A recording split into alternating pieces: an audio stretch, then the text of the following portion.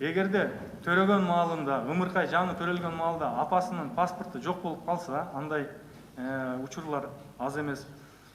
Ошол ымыркайыбыз төрөлгөндүгү жөнүндө күбөлүк ала албайт. Качан апасы паспорттун калыбына келтирмейинче. Андан сырткары өзүнө тийиштүү прививкасындагы башка бир социалдык поликлиникага да учетко тура албайт, себеп дегенде күбөлүк төрөлгөндүгү жөнүндө күбөлүгү жок. Ошого биз ушундай өзгөртүүлөрдү биринчи окууда биз биринчи жаздык элек, жөн эле баягы паспорту жок болсо деле акт гражданского состояния, акт жүргүзүлсүн, каттоого турулсун. Ал эми мисалы үчүн апасы канча убакытта калыбына келтирет, бүгүнкү күндө баягы ал мисалы үчүн пропискасы баягы байланып калып атпайбы? Кайра эле эгерде ат башыда каттоодо турган болсо ат башыга барып ал эми кыйынчылык да, жол кире кетет. Ошондуктан ошол выписка, прививка жана башка социалдык кызматтарды алганга негиз болуучу документ болуп эсептелсин деген сунуштаманы киргизип жатабыз. Ушуну колдоп бериңиздерди суранам. Бул өтө бир мындай көйгөйлүү маселе. И монол на основе справки, да, вот этой полученной в роддоме? Да, чтобы выписка являлась документом, основанием для получения всех социальных и медицинских услуг для новорожденного. И төртүнчү сунушум бул фамилиялар боюнча бүгүнкү күндө биздин действующий редакцияда мындай так жазылбай калган. Биз сунуштап жатабыз. Ар бир ата эне максималдуу тандоо укугуна ээ болуш керек депчи. Эгерде ооба, төртүнчү сунушуңузду айтып атасыз, э? ооба. Анан мына акыркысы төртүнчү сунуш бул ошол ата эне өзүнүн баласына аты жөнүн койгондо, фамилиясын ыйгарганда максималдуу тандоо укугуна ээ болуш керек. Кааласа оф, еф деп койсун. Кааласа кызы, уулу десин, мисалы үчүн өзүнүн атасын.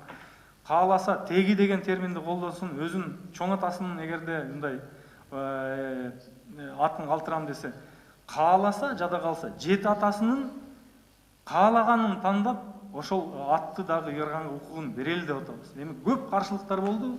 Мен үчүн түшүнүксүз себеп менен эмнеге өкмөт ушуга да бир 3 ай салгылаштык ушул боюнча. Анан мен айттым, макул. Эгерде архивде ошол далилдер болсо, мисалы үчүн менин 7-чи атамдын аты Тажыбай.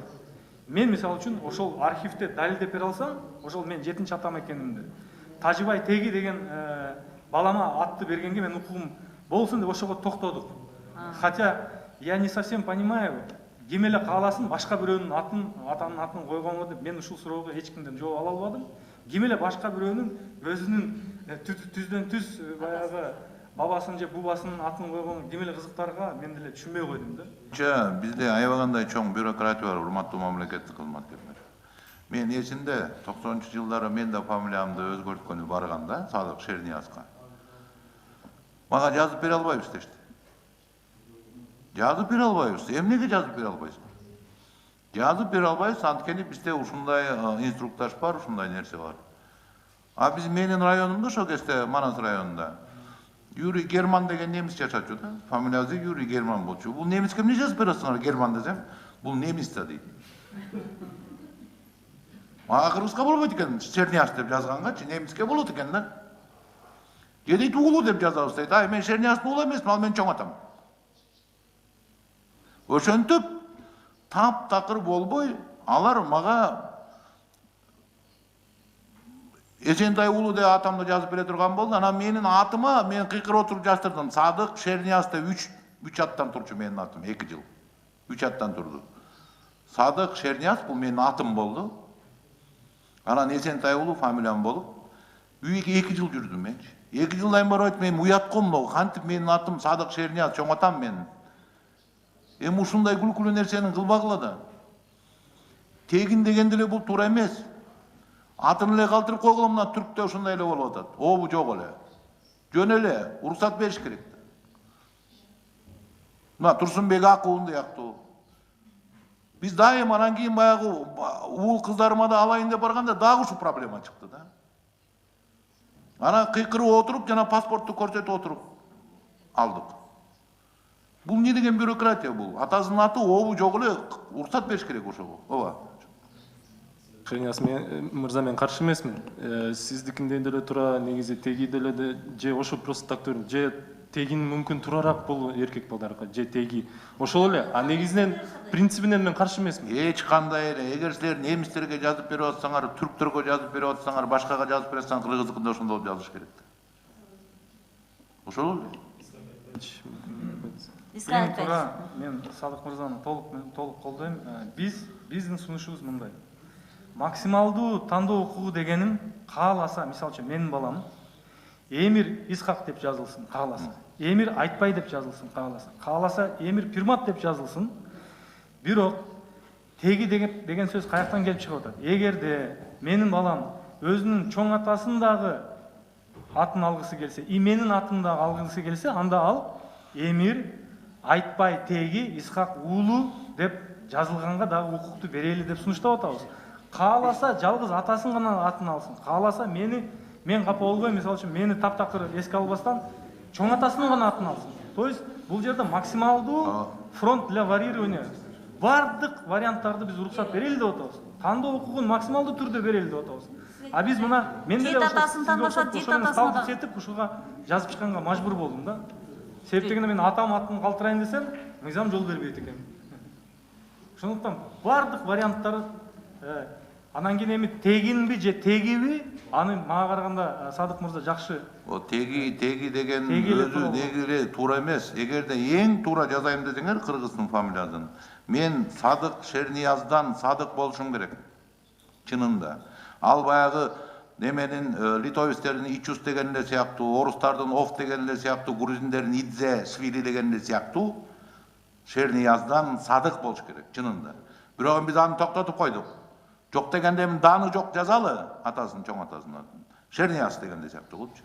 Болду. Ошол эле сөз Шерниязовту которсоңор кыргызча Шернияздан болуп чыгат. Кыргызча которсо. Ар биринин фамилияны кыргызча которсок Баланчадан деп илгери ошентип айтылчу.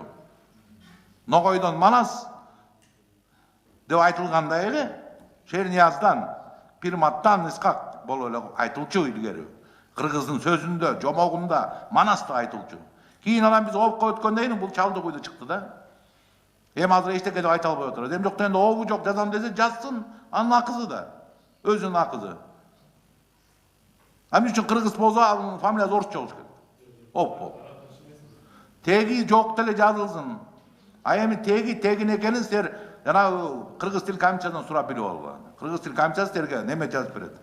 Справка жазып берет, түшүнтүп жазылсын депчи. Бирок тегин деген чынында бул бюрократия, мен силерге айтып коеюн. Жөн эле кыска жазылыш керек. Эмгек жана социалдык өнүгүү министрлиги. Улукбек Кочубаевич. Бизде бул система бар уже. Корпоративная информационная система социальной помощи. Бүгүн 187 миң инвалидтин ИНН менен, жашаган жери менен, группасы менен, диагнозу менен. Айтор, мына сиз сунуштап аткан реестрдеги 12 позициянын ичинен бир 7-8 бизде уже бар. Болгону азыр ушул жер бөлүнгөндүгү боюнча аны деле биз азыр түндүк аркылуу алганга толук мүмкүнчүлүгүбүз бар. Биз бул системанын киришини колдойбуз. Бүт мүмкүнчүлүк бар. Анан единственно бул жерде Минздрав электронный медицина деп киргизип, ошол ар бир бизге жөнөткөн инвалидтерди баягы направление бергендерди электронно ала турган болсок эле бул ишке чыгат.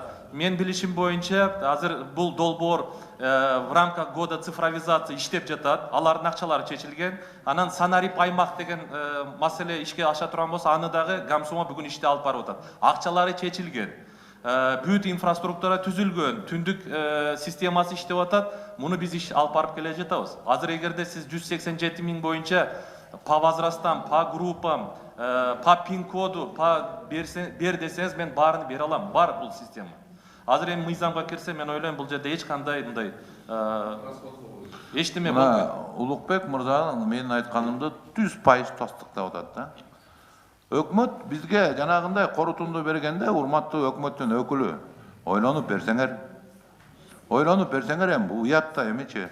Биз ага атайын кошумча каражат карап, анан бюджетке киргизип, анан дагы бир 5-6 миллионду бердин. Бул уятта. Бул силердин кыла турган жумушуңар, Улукбек мырза айткандай. Ар бир өзүнүн жумушун так ошол эми үстүнө 2 графа киргизип койгонду, ага акыбалы жетпесе өкмөттүн 4-класстын образованиясы бар жигит киргизип кое алат бала. Ошол. Өтө бир мындай адамдык эч бир кандай сапатка жооп бербестик, мындай баш бербестик, ушундай бир туура эмес нерселер болуп атат. Өкмөт ошол эле канча деген бир жарандарыбыз, биз дагы бир топ депутаттар көтөрүп, биздин талаада калган жарандарыбызды мамлекетке алып келүү боюнча өкмөткө канча деген тапшырманы бердик. Бүгүнкү күнү келип ушундай жатпай, ал жерде ызычууларды чыгарып, бир тополоңдорду чыгарып аткандарга өтө бир туура эмес кылып атышат деп айтат элем да. Булар бир гана өздөрүнүн гана эмес, бүткүл өзүнүн тууган уругун, анын арасында мамлекетке бир мындай чоң коркунучтарды жаратып атат да. Эртең бул коронавирус оорусу кайра жайылып кетишине бир чоң бир мындай өбөлгөнү түзүп атышкан жарандар боюнча айткым келип атат. Ушуларга сиздер мындай өтө бир каттуу эле чара көрбөйсүздөрбү? Муну укпагандарды алып барып угузуш керек. Мындай каттуураак чараны көрүш керек деп айтат элем да. Бул мындай мыйзамга баш ийбөө, мыйзамсыздык деген бул туура эмес да. Биринчи бардык жалпы эл биринчи орунда мамлекетти коюш керек. Андан кийин калганын коюш керек деп айтат элем да. Мамлекетти бардыгыбыз сактаганга биз милдеттүүбүз да. Ошондуктан катуу чараны көрсөңүздөр, мен депутат катары мен сиздерге ушу элдин үнүнөн депутат катары мен сиздерден талап кылат элем, ушу баш ийбегендерге каттуураак мыйзам алдында жооп бере тургандай кылып. Казабек Иванович, рахмат. Ошо сиз туура маселени көтөрүп атасыз. Бүгүнкү күнү ошондой эле тиги база станция обсервацияда болгон жерде окуя болгон, бул баягы дезинформация маалымат негизинде болгон, туура эмес маалымат биздин жарандар алган. Ошо баягы кече мурдагы күнү алып кеткен адамдарды, инфекционный больницага алып кеткен адамдарды ошондой эле бүгүн якобы ошолорду бүгүн кое берип атышат. Алар туура эмес, ошону түшүндү. Бүгүнкү күнү ошо болгон окуя жерге саламаттык сактоо министринин орун басары өзү чыгып туруп түшүндүрүү ишти биздин кызматкерлер менен ошо баягы алып барып туруп элдик кичине мындай тынчытып, алар уже өзүнүн ордуна бүт киришти. Эми биз бүт түшүнүп атабыз, сиз туура айтып атасыз. Бүгүнкү күнү ошол биздин группа документирования бүт байкап, ошону бүт документирование кылып туруп, ошону биз сиз айткандай чара көрөбүз. Чоң рахмат. Биз эми баягы экологияны жакшырта турган, электромобилдердин көбөйтө турган, жана сапатсыз бензинден кача турган бардык эле демилгеңерди колдойбуз. Абдан жакшы деп ойлойм. Бирок бул мен да сурап атам, мындай жөнөкөй тил менен түшүндүрүп берсеңиз, бул жарнак жөнүндө мыйзамга эмне тиешеси бар? Мындай эмнени бошотуп атабыз же кандай бул реклама жөнүндө мыйзамга? Жанарбек Конушбек, эмне өзгөрүү кирип атат? бул биз салык кодексине киргизип атабыз, бул пакетный болуп атат. Бул бири менен байланышы жок. Бул 5 ар кандай направление болуп атат. Бул биз салык кодексинде бул электромобиль, контрабанда боюнча реклама жөнүндө, анан эмелерди Түшүндүм. Жанагы Мындай да, макул. Салык кызматынан сиз айтып койсоңуз, бизде негизи азыр жанагы ЭСке кирген өлкөлөрдө азыр электромобиль жанагы киргизгенге салык 0 азыр, 2020-жылы ошонун мөөнөтү бүтөбү же кандай болот? Же биз улантуу жөнүндө сүйлөшүүлөр жүргүзүп атабызбы?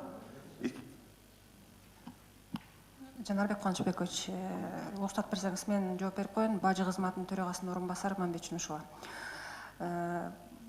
3-чү өлкөлөрдөн электромобилдер ЕАЭСтин территориясына алып киргизилсе, то 0% пошлина установлена. Бул жакында эле киргизилди. До этого 15% пошлина болчу.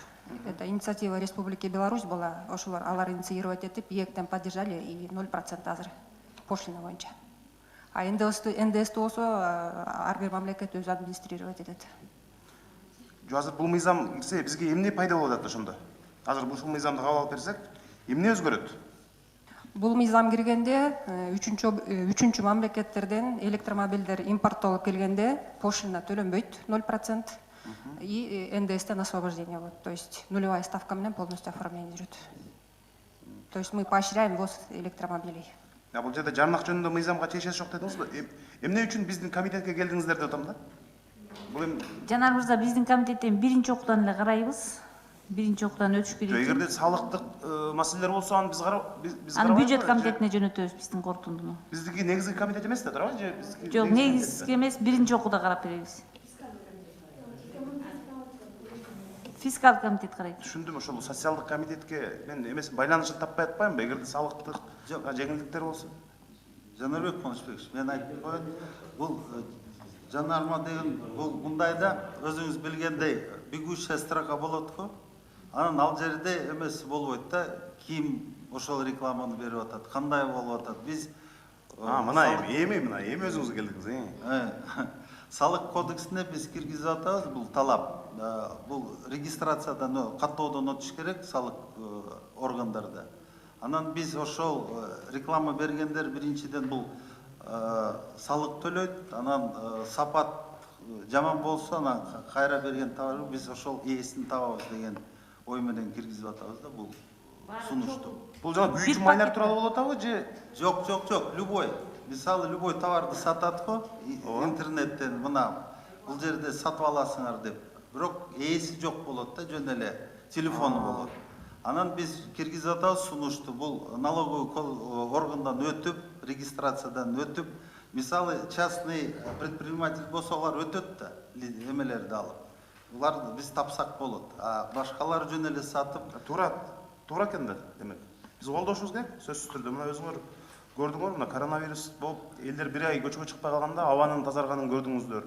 Бул эң мындай маанилүү. Бүт дүйнөдө көңүл азыушуга бурулуп атат. Ошол эле мына өнүккөн өлкөлөргө, Британияга барсаңыз, бүт эле электромобиль жана гибриддик унааларды минишет.